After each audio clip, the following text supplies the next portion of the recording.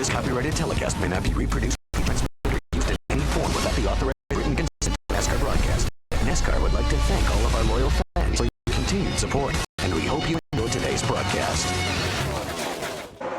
Under the green with Reed Sorensen leading here at the Iowa Speedway. Reminder on ABC Monday, it's the Dancing with the Stars finale. It begins when the final three face off for the last time. Kirstie Alley, Chelsea Kane, and Heinz Ward. Who's going to be crowned champion and take home the Mirror Ball Trophy? It's the Dancing with the Stars finale. It starts live Monday at 8, 7 Central on ABC.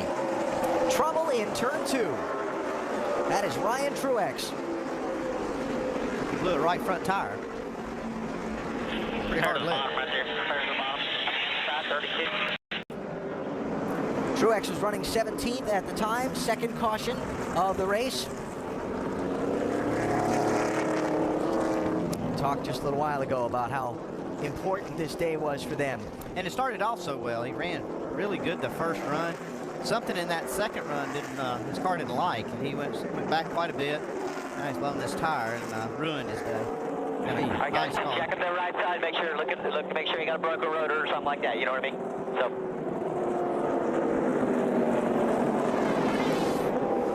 See what we can see of it.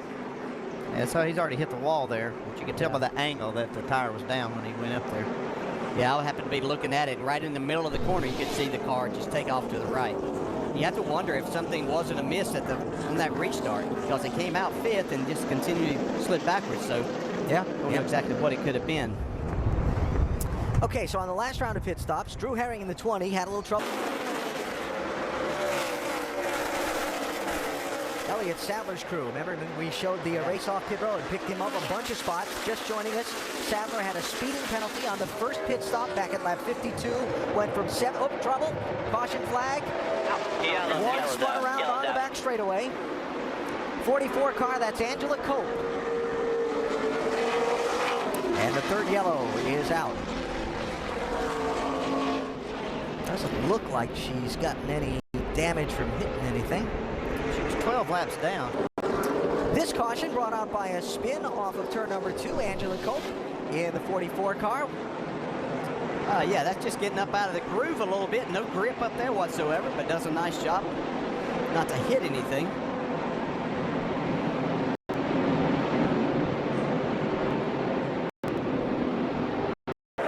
Edwards rallying after falling back earlier in the race. His caution is out. Trouble in turn 2. That is Amber Cope, who has spun around. Almost the same spot. Yeah. As her sister spun there earlier. Fourth caution of the race out here. Not that long after the last one. Little strategy here, Andy. 119 last time they pitted. We're only at 128 and still got 122 laps to go. Yeah, this is going to be one of those, might split the field up. Some might come, may not. Looks like the pit road's still closed this time by, so we'll see that next time. Flag racing. You can see once again, just up out of the groove.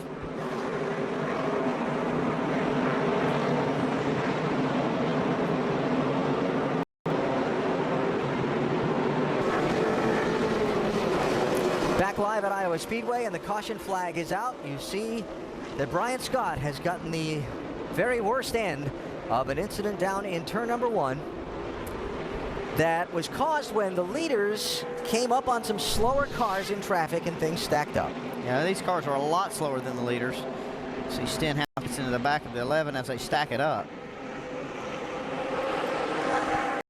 Dover, he was so excited to come here. 500th start in the Nationwide Series for Kenny Wallace. Nice pre-race presentation if you weren't with us for that. NASCAR President Mike Helton making a nice presentation to Kenny Wallace commemorating his 500th start. 8th, 9th, and 10th here. Steve Wallace, 66. Austin Dillon, 33. We'll theme this one, members of famous racing families. Jeremy Clements there, 51 as well. So Drew Herring trying to make his way back forward. And his dad, Tony Clements, builds the engines and basically runs the team. And members of the Pearson clan. working on that car as well. Of course, David Pearson, one of the 5 inductees into the NASCAR Hall of Fame. Ceremonies to be held in Charlotte, North Carolina tomorrow.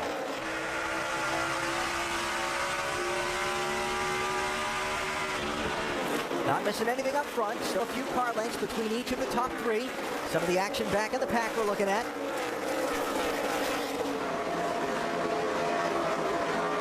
It's Michael Annett, home state Iowa driver, trying to work his way back through. Annett running right now in 14th place.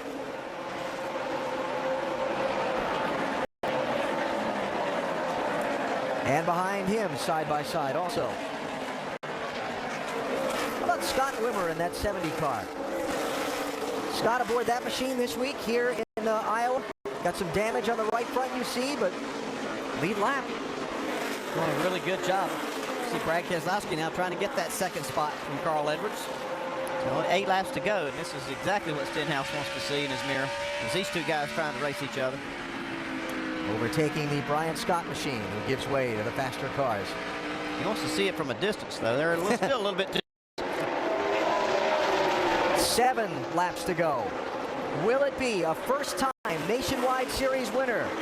Or will the 2 Cup guys find a way to get out front and take home the trophy from this Opportunity Day at Iowa Speedway? Well, Dale, what do you think? 7 laps to go. You've never won one of these things. You've got 2 of the best behind you. What are you thinking right here? Yeah, you're trying not to pay attention to what's going on behind you. You need to just be looking out the front. Let those 2 guys settle that. Hit your marks, and you have a fast enough race car. They shouldn't get to you and be of concern. No. That's easy to say, hard to do. Yeah. As you saw in that the last shot, some clear racetrack ahead for the front runners. May get into some of the tail end of the field before the checkered flag, but for now, clear racetrack. But I do see Carl Edwards' car right now starting to come to life a little bit more. Fastest car of that lap. 5 laps to go.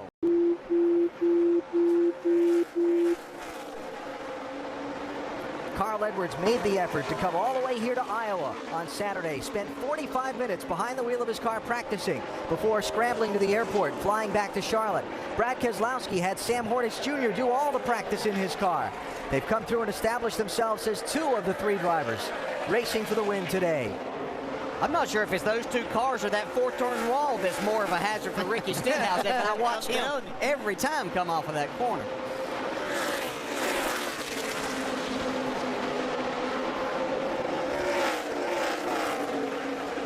Look at him again, right there. Again, those black marks, I think all of those are his. 3 to go for Stenhouse. Last year's Rookie of the Year in the Nationwide Series. As we dip back at the race from 9th place, in some traffic.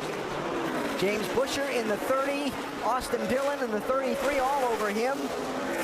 Wallace, Bliss, Herring. Now, we talked about Austin Dillon in this 33 car maybe being one to battle for the victory today, but they had made 2 pit stops under a caution back about midway of the race and just never recovered from that, but still a good solid effort by this young man. Coming to the white flag. Lap traffic ahead. Carl Edwards behind. For 23-year-old Ricky Stenhouse Jr., 1 lap away from his first NASCAR Nationwide Series win, can come back around in front.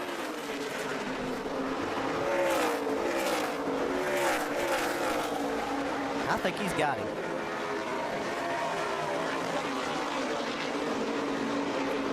After almost losing his ride, being sat down just over a year ago, the promise fulfilled today at Iowa, and the first Nationwide Series driver to win a race since March of 2010, Mississippi's Ricky Stenhouse Jr. is a winner. Great fight to the finish for that 9th spot. Look at Carl Edwards congratulating his teammate. Yeah. Great win for Ricky Stenhouse Jr. Yeah, and that's the way to do it. You beat the best right there. Yeah, I know there were only 2 of them here, but both of them in second. Speaking of the Cup drivers, so Ricky Stenhouse will remember this race and being his first win, and even more so because he was able to beat Carl Edwards and Brad Keselowski. little friendly bump from Allgaier. Congratulations. Andy asked you what it was like when you were trying to get the first win. What's this moment like right now? Well, you can breathe again now. You were talking about how cool and calm you needed to try to stay, but your heart was pounding. So this is really a feeling of accomplishment, all that you've gone through, and very deserving, this young man. Came to the Nationwide Series a year ago, had such a difficult start. To the point, as I alluded to a minute ago, where Jack Roush sat him out for a race. Just let him gather his head back up. But while he was sitting him out, also sat him down and said, I believe in you. The second half of last year, particularly after the debut race for this next generation nationwide car at Daytona, where Stenhouse came through with a spectacular run. It was like a light switch came on. And we've been waiting for this moment ever since. And now today, here at Iowa, it is 51st try.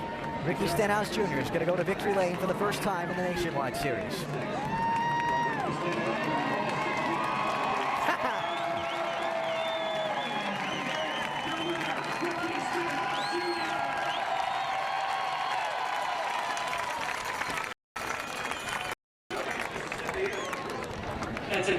All I can think of is how cool is that? Yeah.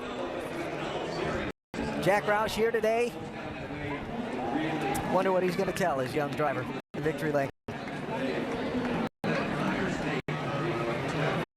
This copyrighted telecast may not be reproduced, retransmitted, or used in any form without the authorized written consent of NASCAR Broadcasting. NASCAR would like to thank all of our loyal fans for your continued support, and we hope you enjoyed today's broadcast. This has been a presentation of ABC Sports, continuing the tradition of excellence.